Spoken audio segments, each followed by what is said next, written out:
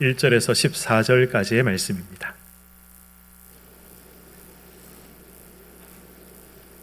사도행전 21장 1절에서 14절까지의 말씀, 신약성경 224면이 있습니다. 교독하시겠습니다.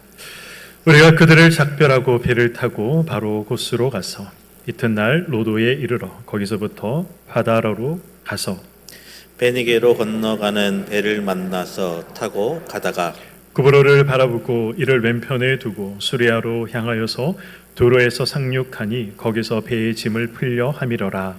제자들을 찾아 거기서 이래를 머물더니 그 제자들이 성령의 감동으로 바울더러 예루살렘에 들어가지 말라 하더라. 여러 날을 지낸 후 우리가 떠나갈새 그들이 다 그 처자와 함께 성문 밖까지 전송하거늘 우리가 바닷가에서 무릎을 꿇어 기도하고 서로 작별한 후 우리는 배에 오르고 그들은 집으로 돌아가니라. 두로를 떠나 항해를 다 마치고 돌레마이에 이르러 형제들에게 안부를 묻고 그들과 함께 하루를 있다가 이튿날 떠나 가이사랴에 이르러 7 집사 중 하나인 전도자 빌립의 집에 들어가서 머무르니라. 그에게 딸 넷이 있으니 처녀로 예언하는 자라. 여러 날 머물러 있더니 아가보라 하는 한 선지자가 유대로부터 내려와 우리에게 와서 바울의 띠를 가져다가 자기 수족을 잡아매고 말하기를 성령이 말씀하시되 예루살렘에서 유대인들이 이같이 이 띠 임자를 결박하여 이방인의 손에 넘겨주리라 하거늘 우리가 그 말을 듣고 그곳 사람들과 더불어 바울에게 예루살렘으로 올라가지 말라 권하니 바울이 대답하되 여러분이 어찌하여 울어 내 마음을 상하게 하느냐 나는 주 예수의 이름을 위하여 결박당할 뿐 아니라 예루살렘에서 죽을 것도 각오하였노라 하니 그가 권함을 받지 아니하므로 우리가 주의 뜻대로 이루어지리이다 하고 그쳤노라. 아멘. 네, 영화 고지전이라는 영화가 있습니다. 혹시 보신 분들이 계실지 모르겠습니다. 나온 지 한 10년이 넘은 것 같은데 저는 이 영화를 극장에서 봤습니다. 고지전, 이름 그대로 이제 고지 하나를 점령하기 위해서 서로 죽고 죽이는 그러한 내용의 영화입니다. 저는 이 영화를 보면서 단 한 번도 뵌 적이 없는 저희 할아버지를 생각했습니다. 왜냐하면 저희 할아버지는 6.25 때 이제 휴전을 3개월 앞두고 1953년 4월이죠. 4월에 양구에서 이제 전투 중에 전사를 하셨기 때문에 그렇습니다. 이 전쟁 막바지 정말 치열했다라는 것 우리가 알고 있지 않습니까? 한 뼘의 땅이라도 더 차지하기 위해서 정말 치열한 이 전쟁이 그 기간 가운데 있었습니다. 우리가 알고 있는 펀치볼 전투 그리고 또 피해 능선 전투 이런 전투들이 다 이 강원도 양구에서 있었던 그러한 전쟁입니다. 고지 하나를 점령하기 위해서 죽고 죽이는 치열한 전쟁이 양구에서 있었던 것이죠. 고지 하나를 점령하기 위해서 수백, 수천 명의 군인들이 죽어 나갔습니다. 전사했던 것이죠. 그 전사자 중에 저희 할아버지도 계신 것입니다. 하나의 고지를 점령하면 또 다음 고지를 점령하기 위해서 아마 이동했을 것입니다. 하나의 전투가 끝나면 또 다른 전투를 위해서 이동했을 것입니다. 고지를 점령하는 이 치열한 전투만 전투가 아니죠. 전쟁 기간 중에 먹고 마시고 잠을 자고 경계 근무를 서는 것, 또 다음 이 전장으로 가기 위해서 걷고 이동하는 것, 사실 이 모든 것들은 전쟁의 일부분이고 전쟁에 속해 있는 것입니다. 바울은 가는 곳마다 치열하게 복음을 전했습니다. 치열하게 복음을 전했다. 바꿔 말하면 바울은 가는 곳마다 치열한 영적 전쟁을 치렀다라는 말입니다. 바울은 이제 3차 전도 여행까지 모두 마치고 지금 어디를 향해서 가고 있습니까? 어디를 향해서 가고 있죠? 네, 맞습니다. 예루살렘. 네, 우리 답이 나와서 감사한데 안 나왔으면 마음이 심히 낙심할 뻔했습니다. 네, 우리 사도행전 지금 거의 5주 만에 다시 하는 거지 않습니까? 아마 다들 기억하시리라 생각을 합니다. 사도 바울은 3차 전도여행을 마치고 지금 예루살렘으로 향하고 있었습니다. 바울이 예루살렘으로 돌아가는 과정, 바울이 예루살렘으로 향하는 그러한 과정들을 보면 사실 특별한 어려움이 없습니다. 바울이 지금까지 복음을 전하면서 어떤 어려움들을 경험했습니까? 이 돌에 맞기도 했고 매질을 당하기도 했습니다. 그래서 이 죽음 직전까지 가게 되는 그러한 일들도 바울은 경험하지 않습니까? 때로는 배가 난파되어서 그래서 조난당하는 일들도 있었습니다. 먹지 못하고 자지 못하고 그런 어려움들이 바울의 전도 기간 가운데 항상 바울을 따라다녔던 것이죠. 이 예루살렘으로 가는 이 길에 지금처럼 직항이 있는 것이 아니죠. 배를 타고 가야 되는데 이곳 저곳을 둘러서 예루살렘으로 갔습니다. 이 도시 저 도시를 들러서 예루살렘으로 갔습니다. 이 예루살렘으로 가는 길 중에 바울에게 어쩌면 가장 힘든 것은 여기저기를 돌아서 가야 하는 것. 이러한 일들이 바울에게는 가장 힘든 일이 아니었을까 생각을 해봅니다. 바울은 3번의 전도 여행을 하면서 정말 앞에서 제가 말씀드린 것처럼 우리가 또 잘 알고 있는 것처럼 수없이 죽을 고비들을 많이 넘겼습니다. 뿐만 아니라 이 예루살렘에 돌아가면 붙잡힐 것을, 그리고 이방인의 손에 넘겨져서 로마에 끌려갈 것을 바울은 각오하고 있었습니다. 오늘 본문을 보시면 죽음을 각오한 이 바울을 향해서 반복되는 권면 하나가 등장하고 있습니다. 바울을 향해 반복적으로 등장하고 있는 권면이 무엇입니까? 오늘 이 바울이 두로에 도착했다라고 기록을 하고 있죠. 바울이 두로에 도착했다라는 이 이야기를 듣고 성도들이 찾아옵니다. 그리고 성도들이 찾아와서 바울에게 어떤 말로 권면합니까? 본문 4절의 말씀입니다. 제자들을 찾아 거기서 이레를 머물더니 그 제자들이 성령의 감동으로 바울더러 무엇을 권면했다라고 말씀하고 있습니까? 예루살렘에 들어가지 말라. 선생님, 예루살렘에 가지 마십시오. 선생님이 예루살렘에 가시면 분명히 어려움을 당할 것입니다. 이런 권면을 한 것입니다. 우리도 그렇지 않겠습니까?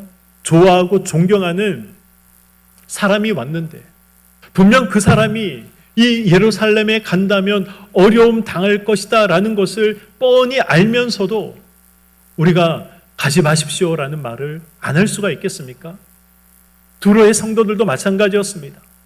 바울을 좋아했고 바울을 존경했습니다. 그래서 바울 선생이요, 예루살렘에 가지 마십시오.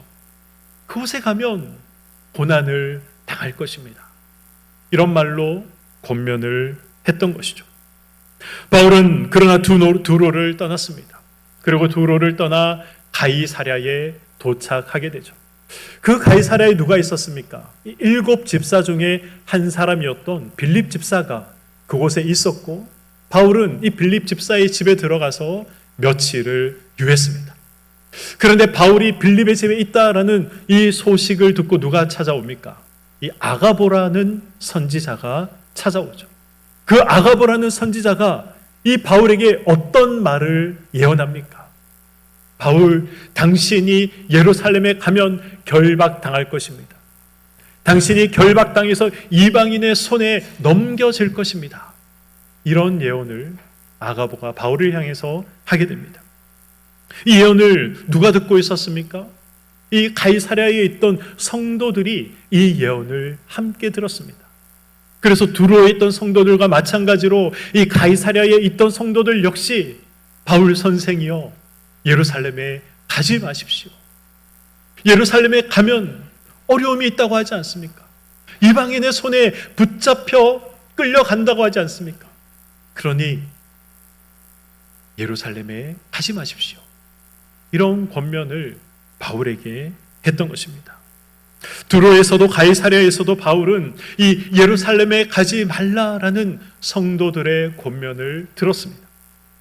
아무리 죽을 각오가 되어 있다고 하더라도 이런 권면을 계속 듣는다면 어떤 마음이 들겠습니까? 만약 여러분들이라면 내가 예수를 위해서 죽을 준비가 되어 있다, 내가 예수를 위해서 어려움을 당할 각오가 되어 있다, 그렇게 고백하고 고백했다 하더라도 이런 말들을 계속 듣는다면 마음이 약해지지 않겠습니까? 그렇다면 예루살렘으로 가지 않고 이곳에 눌러 앉아 있어야 하는가? 그런 생각 들지 않겠습니까? 바울이라고 왜 달랐겠습니까? 바울도 그런 생각이 들었을 것입니다. 성도들이 자꾸 자기를 향해서 가지 말라고 이야기하니까, 자기를 붙잡으니까 그의 마음도 근심이 있었던 것이죠. 그래서 왜 너희들이 나를 슬프게 하느냐, 그 말을 했던 것입니다. 그럼에도 불구하고 바울은 이 자신의 마음을 약하게 만드는 자들을 향해서 단호하게 이야기합니다. 본문 13절의 말씀입니다. 바울이 대답하되 여러분이 어찌하여 울어 내 마음을 상하게 하느냐? 나는 주 예수의 이름을 위하여 결박당할 뿐 아니라 예루살렘에서 죽을 것도 각오하였노라 하니. 아멘. 바울은 예수를 위해 결박당하는 것도, 예수를 위해 죽는 것도 나는 이미 각오하고 있다 라고 이야기하면서 지금 성도들의 권면을 모두 거절해버립니다.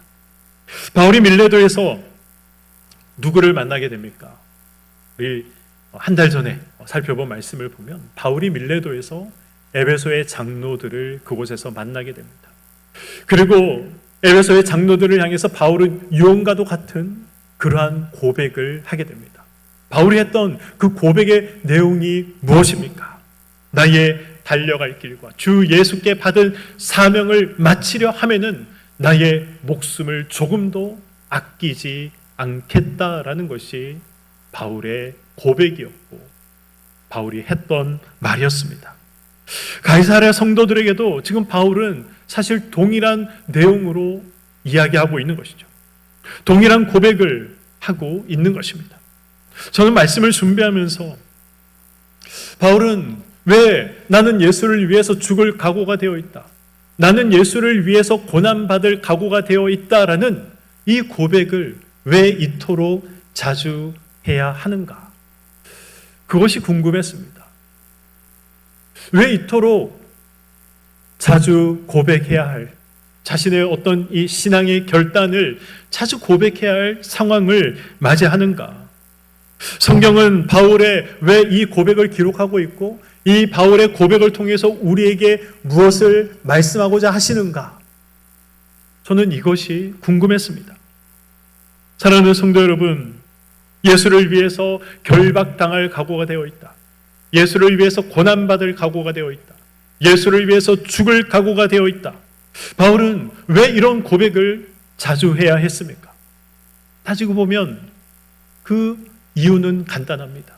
그런 고백을 할 수밖에 없는 상황들이, 환경들이 바울에게 끊임없이 몰려왔기 때문에 그렇습니다. 바울이 예수 때문에 얼마나 많은 고난을 받았습니까? 바울이 예수 때문에 받은 고난을 어디에 기록하고 있습니까? 고린도후서 11장 23절과 27절에 그가 받은 고난이 무엇인가에 대해서 말씀하고 있습니다. 우리 고린도후서 23절 이하의 하반절의 말씀을 보도록 하겠습니다. 내가 수고를 넘치도록 하고 옥에 갇히기도 더 많이 하고 매도 수없이 맞고 여러 번 죽을 뻔하였으니 유대인들에게 40에 하나 감한 매를 5번 맞았으며 3번 태장으로 맞고 1번 돌로 맞고 3번 파선하고 일주야를 깊은 바다에서 지냈으며 여러 번 여행하면서 강의 위험과 강도의 위험과 동족의 위험과 이방인의 위험과 신의 위험과 광야의 위험과 바다의 위험과 거짓 형제 중에 위험을 당하고 또 수고하며 애쓰고 여러 번 자지 못하고 줄이며 목마르고 여러 번 굶고 춥고 헐벗었노라. 이것이 바울이 예수를 믿고 난 후에 복음 때문에, 예수 때문에 그가 겪어야 했던 이 고난과 고통의 내용들입니다. 바울은 옥에 갇히고 수없이 많은 매를 맞기도 했습니다. 배가 파선당해서 죽을 고비도 여러 번 넘겼습니다. 같은 동족이 시기하고 매질하여 바울을 죽이고자 했습니다. 이방인들이 바울을 시기하여 죽이고자 했습니다. 자지 못하고 먹지 못하고 굶주림과 추위 속에 고통당하기도 했습니다. 여러분이 바울이라면 무슨 생각이 들겠습니까? 아니, 예수를 믿어 이 예수를 전하고 있는데 왜 이렇게 어려운 일들이 끊임없이 일어나는가? 왜 이렇게 힘든 일들이 쉼 없이 나에게 일어나는가? 그 생각이 들지 않겠습니까? 그 생각이 들면 또 어떤 생각이 들겠습니까? 다 때려치우자. 이런 생각 들지 않겠습니까? 바울은 사실 못난 사람이 아닙니다. 바울은 얼마든지 세상에서 군림하며 떵떵거리며 살아갈 수 있는 사람이었습니다. 그런데 지금 예수를 믿어 예수 때문에 고난받고 비박당하며 굶주림과 추위에 떨며 살아가는 어려운 삶을 살아가고 있는 거지 않습니까? 그렇다면 얼마든지 때려치우자. 그런 생각을 할 수 있는 것입니다. 바울은 예수를 위해 고난을 각오했습니다. 바울은 예수를 위해 죽을 각오가 되어 있었습니다. 그러나 가는 곳마다 어려움이 있고 가는 곳마다 사람들이 거기에 가지 마십시오. 어려움이 있습니다. 환난이 있습니다. 죽을지도 모릅니다. 이런 이야기를 들으면 바울이라고 해서 마음이 약해지지 않는 것이 아닙니다. 바울도 마음이 약해지지 않겠습니까? 바울은 마음이 약해질 때마다 예수 때문에 고난과 어려움을 겪어야 한다는 사실, 신앙을 지키기 위해서 수없이 많은 싸움들을 해야 한다는 사실을 기억하고 또 고백했습니다. 예수를 위해 나는 죽을 각오가 되어 있습니다. 어려움이 올 때마다, 사람들이 자기의 마음을 약하게 만들 때마다 나는 예수 때문에 고난당할 각오가 되어 있습니다. 나는 예수 때문에 죽을 각오가 되어 있습니다. 이것을 고백하며 이 싸워야 할 상황과 환경, 그것을 회피하지 않았습니다. 마음을 새롭게 하며 이 상황과 환경을 그가 극복하고 이겨냈던 것입니다. 사도행전을 강의하면서 제가 종종 말씀드린 것이 있습니다. 성경이 우리에게 왜 바울을 지금 소개하고 있습니까? 성경이 바울을 소개하고 있는 이유가 무엇입니까? 바울의 신앙이 대단하다, 위대하다라는 것을 우리에게 소개하기 위해서 성경이 바울을 지금 기록하고 있습니까? 신앙의 대단한 위인으로 알고 이 바울을 높이고 칭송하라고 성경이 지금 바울을 우리에게 말씀하고 있습니까? 그렇지 않습니다. 너희도 바울이 되어야 된다. 너희도 바울이 될 수 있다라는 사실을 말씀하기 위해서 성경은 우리가 위인이다 라고 생각하는 성경의 인물들을 우리에게 소개하고 있는 것입니다. 바울이 했다면, 그렇다면 우리도 해야 하는 것이죠. 바울이 마음을 견고히 하고 새롭게 해야 할 그런 어려운 상황들, 발목을 붙잡는 상황들, 그러한 상황들이 바울에게 끊임없이 찾아왔다면 저와 여러분들에게도 우리가 신앙생활을 하지 못하도록 만드는 어려운 상황들, 우리의 이 신앙의 걸음을 붙잡는 그러한 상황들이 우리에게 끊임없이 찾아온다는 것입니다. 그때 우리가 어떻게 해야 됩니까? 바울이 끊임없이 고백했던 것처럼, 아니다. 나는 예수를 위해서 살아갈 마음의 각오가 되어 있다. 나는 예수를 위해서 고난당할 각오가 되어 있다. 심지어 나는 예수를 위해서 죽을 각오가 되어 있다. 이런 고백을 동일하게 해야 한다는 것입니다. 바울을 붙잡는 자들에게, 또 바울의 이 마음을 약하게 만드는 자들에게 바울은 어떻게 본다면 이 일사각오의 고백을 하고 있는 것입니다. 영화나 소설을 보면 이 주인공이 일사각오를 한 다음에 어떤 일들이 이어집니까? 이 전쟁에서 이제 이 용맹하게 죽음을 맞이하거나 아니면 큰 승리를 얻어 이 개선 장군으로 이 당당하게 돌아오는 그러한 모습을 우리는 영화나 소설에서 볼 수 있습니다. 그러나 바울의 일사각오 뒤에는 어떤 내용들이 등장하고 있습니까? 따지고 보면 시시콜콜한 내용, 이 시답지 않은 내용, 그런 내용들만 기록이 되어 있습니다. 바울이 예루살렘으로 가기 위해서 어디에서 어디로 이동했고 또 어디에서 어디로 이동했다. 이 도시에서 저 도시로 또 이 도시에서 저 도시로 이동했다라는 그러한 기록들만 나와 있지 바울이 무슨 대단한 승리를 했다든가 바울이 하나님 앞에 그래서 이 순교했다든가 그런 내용은 기록되어 있지 않습니다. 사도행전 끝까지 보십시오. 바울이 뭔가 순교했다라는 기록이 나오지 않지 않습니까? 어떻게 본다면 정말 그다지 중요하지 않은 내용들만 쭉 연결되어 있는 것이죠. 어떻게 본다면 이 말씀을 싹 빼버려도 바울이 3차 전도여행을 마치고 어디에서 어디로 이 도시에서 저 도시로 그가 갔다라는 이 내용을 다 빼버리고 3차 전도여행을 마치고 예루살렘으로 돌아왔다. 이렇게 말해도 성경 내용에는 전혀 지장이 없습니다. 그러나 성경이 왜 이렇게 자세하게 바울의 이동 경로를 기록하고 있습니까? 우리가 볼 때 아무것도 아닌 것처럼 보이는 왜 이런 내용들을 상세하게 기록하고 있습니까? 그것이 중요하기 때문에 그렇습니다. 아니 목사님, 예루살렘으로 가기 위한 일반적인 과정이고 일반적인 경로인데 거기에 무슨 중요한 의미가 있습니까? 라고 생각하실 수도 있습니다. 한 도시에서 다른 도시로 이동한 사실이 뭐가 그리 중요한 사실입니까? 중요한 사건입니까? 라고 말할 수도 있습니다. 그러나 굉장히 중요한 사실입니다. 왜냐하면 우리 신앙생활이 그와 같은 모습이기 때문에 그렇습니다. 신앙이란 이 지점이 아니라 거리입니다. 무슨 의미인지 아시겠습니까? 바울의 고백이 무엇입니까? 나의 달려갈 길, 주 예수께 받은 사명을 마치려 하면은 나의 생명도 조금도 아끼지 아니하겠다.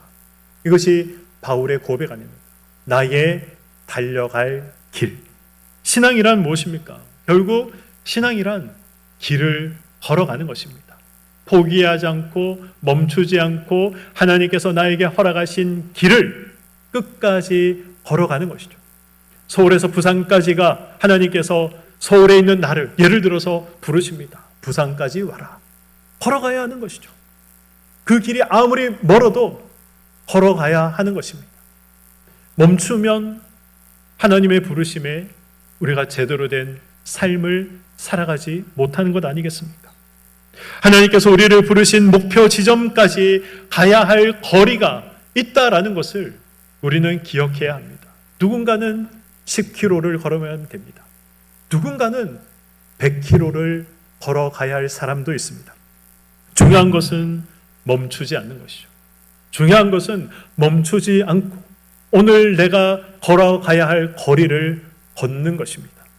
한 도시에서 다른 도시로 이동하며 예루살렘에 도착했던 바울같이 로마로 이동하기 위해서 또 예루살렘에서 한 도시에서 또 다른 도시로 이동했던 바울같이 목표 지점까지 걸어야 할 길이 있고 걸어가야 할 거리가 우리에게 있는 것입니다. 우리가 이 길을 어디에서 걷고 있습니까? 우리는 이 길을 세상 속에서 걸어가고 있습니다. 우리는 세상 속에서 다시는 죽음이나 고통이나 슬픔이나 애통함이 없는 자리에 하나님께서 우리를 부르셨다라는 사실을 알고 세상 속에서 그 자리까지 걸어가기 위해서 오늘도 걷는 것입니다. 그래서 무엇이 있습니까? 그래서 방해가 있는 것이죠. 걷지 못하도록 우리의 발목을 붙잡도록 그래서 방해가 있고 그래서 반대가 있습니다. 유혹이 있고 시험이 있는 것이죠. 고통과 고난이 우리에게 있는 것입니다. 우리는 우리를 반대하는 세상을 거스르며 살아가야 할 사람들입니다. 말씀으로 살고자 하면 반드시 우리가 전투를 해야 할 상황이 닥쳐오게 되어 있습니다. 그래서 성도의 삶이 고달픈 것이죠. 그러나 우리가 언제 신앙에 가장 많이 넘어지고 실패합니까? 치열한 영적 전장에서 우리가 넘어지고 낙심하기보다는 아무 일이 없을 때, 우리가 싸울 일이 없을 때 우리는 사실 제일 많이 실패합니다. 제일 많이 넘어집니다. 그렇지 않습니까? 우리 삶에 문제가 없어 너무 평안할 때 우리는 하나님이 아니라 세상을 향할 때가 많지 않습니까? 너무 편할 때. 그래서 나에게 하나님께서 감당하라고 주신 일임에도 불구하고 그 일을 감당하지 않은 채 편한 자리에서 그저 우리가 있기를 원하는 그런 삶을 살아가지 않습니까? 주여 여기가 좋사오니 우리가 이곳에 초막셋을 짓고 살면 좋겠습니다 라고 말했던 베드로처럼 그저 여기가 좋으니까 더 이상 하나님께서 오라고 하신 자리를 가는 것이 아니라 그 자리에 멈춰서서 우리가 살아갈 때가 얼마나 많이 있습니까? 그때 신앙의 실패가 찾아오는 것입니다. 이 조선시대에 군역이라는 것이 있었습니다. 아마 다들 잘 알고 계시리라 생각을 합니다. 평소에는 자기 삶을 살아갑니다. 자기 가정을 돌보고 하고 싶은 거 하며 그렇게 살아가죠. 그런데 오랑캐가 쳐들어오고 전쟁이 일어나면 어떻게 합니까? 이제 전장에 부름을 받아 나가야 하는 것입니다. 우리 성도들의 삶은 그러나 그런 삶이 아닙니다. 하나님이 긴급한 일이 있을 때에만 너 살던 것, 하던 것 잠시 멈추고 빨리 나에게 와서 이 일을 감당해라. 하나님이 그렇게 말씀하시지 않습니다. 한번 신자로 부름을 받으면 우리는 하루 24시간 1년 365일 하나님 앞에 서는 그날까지 신자로서 살아가야 하는 것입니다. 일평생 신자로 우리는 존재해야 하는 것이죠. 이 말이 무슨 뜻입니까? 우리가 예배 드릴 때만, 교회에 나올 때만, 그때만 신자가 되는 것이 아니라는 것입니다. 우리가 일상의 삶을 살아가면서도 우리는 신자로서 걸어가야 할 길을 걸어가야 하는 것이고 신자로서 우리가 해야 할 일들을 감당해야 한다는 것입니다. 우리의 이 신자라는 이 이름표는 뗄 수 없는 것이고 이 이름표를 떼서 땅에 묻어둘 수 없는 것임을 기억해야 할 것입니다. 바울은 예루살렘을 향해 가고 있었습니다. 바울은 예루살렘에서 잡힐 것을 알고 있었습니다. 그리고 로마에 끌려가서 죽을 것도 알고 있었습니다. 로마에 가게 되면 어려움이 있을 것이다. 예루살렘에 가게 되면 고난을 당할 것이다. 수많은 사람들이 이야기를 하고 그의 발목을 붙잡았지만 그러나 그는 가야 할 길을 묵묵히 걸어갔습니다. 예루살렘에서 붙잡히는 사건, 그 붙잡히는 지점, 그리고 로마에 끌려가서 순교하는 사건, 그 순교하는 그 지점, 그때만 하나님의 일을 하는 것이 아니죠. 예루살렘으로 향하는 그 모든 과정들, 우리가 생각할 때에는 뭐 이런 것까지 기록하고 있나 싶은 이 도시에서 저 도시로 이동하는 것, 이곳에서 저곳으로 이동하는 그 모든 과정들이 사실은 하나님을 위한 과정이었다는 것입니다. 만약에 바울이 두로에서 성도들이 선생이여 가지 마십시오. 예루살렘에 가면 어려움이 있을 것입니다. 고난을 당할 것입니다. 죽을 수도 있습니다. 라는 이야기를 듣고 두로에 멈춰 버렸다면 오늘 저와 여러분들은 이 자리에 앉아 있을 수가 없습니다. 바울이 복음을 온 유럽에 전했기 때문에 땅끝까지 복음을 전했기 때문에 저와 여러분들이 이 자리에 앉아 있는 것 아니겠습니까? 묵묵히 이 도시에서 저 도시로 걸어가는 그 과정, 우리가 볼 때는 아무것도 아닌 것처럼 보이는 그 과정을 바울이 감당했기 때문에 저와 여러분들이 이 자리에 앉아 있는 것입니다. 예수 그리스도를 우리의 구세주다라고 고백하며 예배드리고 있는 것이지 않습니까? 예루살렘으로 가기 위해 이 도시에서 저 도시로, 이곳에서 저곳으로 옮겨가는 이 바울을 통해서 성경이 우리에게 보여주시고자 하시는 것, 성경이 우리에게 말씀하시고자 하는 것이 무엇입니까? 예루살렘으로 향하는 그 과정 가운데 극적인 사건이 없고, 예루살렘으로 향하는 그 과정 가운데 이 영웅적인 사건이 없다 하더라도 가야 할 길을 묵묵히 걸어가는 것, 그 길을 걸어가면 생명의 열매가 맺힌다는 것입니다. 이것이 사도행전을 우리가 읽으면서 가장 중요하게 봐야 할 내용입니다. 사도행전 하면 누가 제일 먼저 떠오르십니까?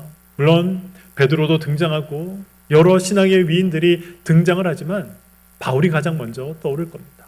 맞습니다. 이 사도행전은 바울이 주인공입니다. 바울이 어떤 일을 당했는가 하면 어려운 일들, 고난받은 일들, 복음 때문에 핍박받은 일들, 그러한 일들만 우리가 기억하지, 그저 바울이 이 도시에서 저 도시로 옮겨갔던 그 과정들은 우리가 잘 생각하지 않습니다. 그러나 바울이 어려움이 있다고 해서 그저 멈춰버렸다면, 사람들이 바울을 염려해서 그래서 바울을 붙잡았을 때 그 자리에 멈춰 있었다면, 그렇다면 오늘 이 자리는 없는 것입니다. 저와 여러분들이 없는 것이죠. 바울이 그 과정을 묵묵히 걸어갔기 때문에 하나님께서 여기까지 와라 라고 말씀하셨고, 그 거리를, 하나님이 원하시는 그 거리만큼을 바울이 걸어갔기 때문에 우리가 이 자리에 있는 것입니다. 저와 여러분의 삶이 사실 따지고 보면 얼마나 이 자질구레한 삶입니까? 자질구레한 삶이죠. 스티브 잡스나 일론 머스크처럼 우리가 세상에 뭔가 크게 기여할 수는 없다고 하더라도 그래도 뭔가 사람들에게 도움이 되고 사람들에게 기억이 남는 좋은 일을 하고 싶다라는 생각을 하며 우리가 살아가고 있지 않습니까? 그러나 현실은 어떻습니까? 현실은 다람쥐 쳇바퀴 도는 듯 하는 삶을 살아가는 것이 저와 여러분들의 현실입니다. 매일 빨래만 하는 것 같습니다. 그렇지 않습니까? 어제 빨래했는데 오늘 또 빨래해야 됩니다. 아니, 어제 밥했는데 오늘 또 밥해야 하고, 어제 반찬을 만든 것 같은데 또 반찬을 만들어야 됩니다. 매일 똑같은 일, 이 중요하지 않은 일, 그 일들만 하면서 살아가는 것 같습니다. 더 큰 일을 하고 싶고, 더 위대한 일을 하고 싶은데, 더 의미 있는 일을 하고 싶은데, 그런데 실상은 하루살이처럼 살아간다는 것이죠. 그러나 여러분, 그것이 대단한 삶입니다. 그것이 위대한 삶입니다. 하나님께서 우리에게 요구하시는 신앙은 오늘 걸어가야 할 길을 포기하지 않고 걸어가는 것입니다. 오늘 걸어가야 할 거리만큼 그 거리를 걷는 것입니다. 그것이 위대한 삶이고 대단한 삶인 것이죠. 대단한 사건이 있어야 하고 위대한 자리에 우리가 서 있어야만 의미 있는 인생이다라고 생각하지 마시기 바랍니다. 우리의 싸움은 사실 대부분 다 사소한 싸움들입니다. 복음을 위해서 이 순교의 자리에 서는 것, 그리고 그 자리에서 예수 그리스도를 부인하지 않고 순교당하는 것, 이런 큰 싸움을 해야 하는 경우가 저와 여러분들의 삶 가운데 몇 번이나 있겠습니까? 어쩌면 하나님 앞에 서는 그날까지 이런 대단한 싸움을 해야 할 일이 단 한 번도 없을 수 있습니다. 신천지와 만나서 논쟁하면서 그들의 거짓과 그들의 어리석음에 대해서 이 논쟁할 일이 몇 번이나 있겠습니까? 대부분은 하나님 앞에 서는 그날까지 단 한 번도 이런 경험하지 못한 채 하나님 앞에 설 것입니다. 우리의 싸움은 그래서 자질구레한 싸움입니다. 식당에 가서 기도하고 밥 먹을까 말까, 이런 싸움을 하는 것이죠. 내 차 앞에 갑자기 끼어든, 그래서 이 쌍욕이 나올 것 같은 그런 상황 가운데 참아야 될까 말아야 될까, 이런 문제들이 무슨 순교를 각오하는 그런 문제가 되겠습니까? 다 자질구레한 싸움들입니다. 자질구레한 문제들이죠. 그러나 이 자질구레한 싸움이라 할지라도 성도로서 우리가 걸어가야 할 길을 걷지 않는다. 하나님께서 이만큼 와라 라고 말씀하신 그 거리만큼 우리가 가지 않는다면, 그래서 그저 오늘에 만족하고 더 이상 하나님을 위한 걸음을 걷지 않는다면 그 싸움도 할 필요가 없게 되는 것이죠. 그 싸움을 해야 하는 경우는 하나님의 뜻대로 하나님의 길을 걸어갈 때 작은 싸움이라도 할 수가 있는 것입니다. 오늘 말씀을 맺도록 하겠습니다. 사소한 승리, 이러한 사소한 승리들이 모여서 최후 승리를 맞이하게 된다는 사실을 기억하시기 바랍니다. 그래서 우리에게 사소한 승리란 없습니다. 결국은 최후 승리를 만들어가는 과정 가운데 있는 모든 것이 되는 것입니다. 이 사소한 전투에서의 승리도, 그러나 앞에서 말씀드린 것처럼 하나님의 말씀대로 걷지 않는다면 싸울 필요가 없는 것이죠. 하나님께서 원하시는 그 거리를 우리가 걸어가지 않는다면 이 사소한 싸움도 우리에게 필요가 없게 되는 것입니다. 하나님은 하나님께서 원하시는 지점까지 우리의 두 발로 걸어오기를 원하십니다. 대신 하나님이 걸어가 주시지 않습니다. 내가 걸어가야 할 그 길, 내가 감당해야 될 그 거리, 그 거리를 하나님께서 대신 다른 사람을 보내서 나 대신 걷고 나 대신 살아내도록 하시지 않습니다. 저와 여러분들의 두 발로 걸어가야 하는 것이고 살아내야 하는 것입니다. 우리가 아무리 훌륭한 신앙을 고백한다고 하더라도 오늘 걸어가야 할 거리를 걸어가지 않으면, 오늘 내가 가야 할 길을 걷지 않으면 훌륭한 신앙이다 말할 수 없을 뿐만 아니라 신앙생활을 하고 있다라고 말할 수도 없는 것입니다. 우리에게 걸어가야 할 거리가 있다는 이 중요한 사실을 기억하시기 바랍니다. 한 번 뭔가 영적 전투에서 승리했다고 해서, 한 번 내가 말씀으로 이 어려움을 이겨냈다고 해서 다 끝난 것이 아닙니다. 그 또한 이 걸어가야 할 긴 여정 가운데 한 지점을 그저 통과한 것뿐인 이 사실을 우리가 기억하지 않으면 우리의 신앙은 제자리에 있을 수밖에 없습니다. 내가 그때 이런 믿음으로 한번 승리했어. 그것만 우리가 자랑하게 되지 또 다른 신앙의 승리, 믿음의 승리를 경험하지 못하고 그저 그 자리에서 살아가게 되는 것입니다. 오늘 걸어야 할 길을 포기하지 않고 걸어가시기를 바랍니다. 한번 승리했다고 해서 그것으로 또 자만하지 마시기 바랍니다. 우리에게 주어진 이 길, 하나님께서 허락하신 너는 10km를 걸어라, 너는 100km를 걸어라, 너는 500km를 걸어라. 그 일이 아무리 길고 험하다 할지라도 멈추지 마시고 그 길을 꿋꿋하게 걸어가시는, 그래서 최후 승리의 자리에 모두가 함께 서는 저와 여러분들이 되시기를 주님의 이름으로 간절히 축원드립니다. 아멘.